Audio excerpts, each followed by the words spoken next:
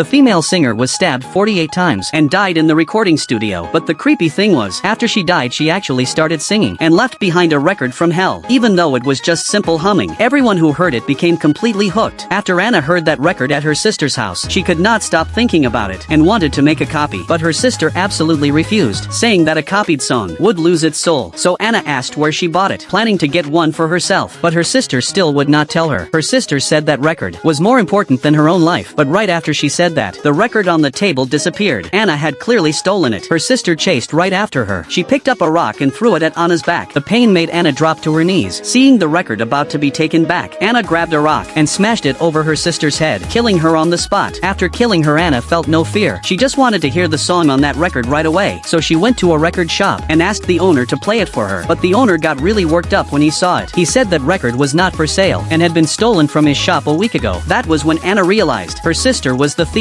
But she could not explain any of it. She just grabbed the record and ran. She ducked into a cafe and finally shook him off. Coincidentally, that cafe had a record player. So Anna asked the waiter to play the record. As that eerie yet soothing humming filled the room, Anna and everyone in the shop felt a wave of unprecedented calm, as if they were listening to the singer's final thoughts from beyond. No resentment, no pain, just endless peace. After the song ended, everyone in the room was completely mesmerized. A man even revealed the record's secret, saying it was music recorded after the singer died, a record from hell. Anyone who heard it would value it more than their own life. Then he gave her a look that screamed he wanted to take it. Anna grabbed the record and bolted. Sure enough, the man had bad intentions and quietly followed her. Anna ran right into the shop owner again. With nowhere to go, she ran back into the alley where she had killed her sister. She tried to climb over the stacked logs to get out, but when she turned around she saw the same man staring right at her. Anna slipped and fell hard. The falling logs crushed her insides and she died instantly. The record landed right in front of the man. He picked it up with a twisted smile on his face. A strange plant had grown in the schoolyard. It was covered in sharp thorns, and its flowers looked exactly like human eyeballs. One student picked one and took it back to dissect. They discovered this plant not only looked like an eyeball on the outside, but even had the same internal structure as a human eye, and could actually be used for medical transplants. But where did this bizarre plant even come from? All the students were completely baffled, except for the new transfer student Makino, who seemed way too excited. He said even more unbelievable things were about to start showing up. Everyone just took it as a joke and did not think twice. But little did they know Makino's arrival was about to turn the whole town upside down. The next day, Mickey and Arthur were chatting when Makino suddenly came running over, saying he had found a massive waterfall behind the school. None of the students believed him because they had lived there for over 10 years and knew the area like the back of their hand. There was no waterfall anywhere. But the creepy thing was, when they followed Makino into the woods, they actually found a massive waterfall right where there used to be nothing. Everyone was terrified by this, but that was not all. Makino then said this was a magical waterfall. He had only tried standing under the water that morning and ended up gaining superpowers. He showed them what he could do. Watching the paper bird get burned to a crisp, the students were shocked and finally believed Makino. They figured the waterfall had some kind of magic in it. Mike was especially pumped about it, completely missing the creepy grin spread across Makino's face. A few days later, Mike suddenly went missing. His friends got together to figure out what to do. Then Arthur claimed he also had superpowers and could sense Mike's spiritual waves coming from the waterfall. So they all went back to the waterfall. But besides the strong spiritual energy, they could not find Mike's body anywhere. They guessed Mike must have tried to stand under the waterfall to get powers, but slipped and drowned, becoming a bound spirit. That night the girls were talking about all the strange events when suddenly there was frantic knocking at the door, followed by Mike's low muffled voice. Mickey thought he might still be alive and rushed to open the door. But what she saw instead was Mike's bloated, waterlogged corpse. She slammed the door shut in terror, but it did absolutely nothing. Facing such a relentless monster, even though Mike had drowned in the waterfall, he still gained its power. They all fled the house looking for help, but found that outside, statues had appeared out of nowhere. Arthur, who had just gotten home, was also completely lost. Then Makino suddenly appeared from behind, excitedly showing off the statues to everyone, and right after that Mike caught up with them. But strangely enough, he only went after Arthur. After dodging several attacks, Arthur jumped into the air and fired a beam, blasting Mike's corpse to bits in one shot. Makino looked absolutely thrilled. Then he spilled Arthur's secret. That night Mike had tried to use the waterfall to gain powers, but Arthur had pushed him in and let him drown.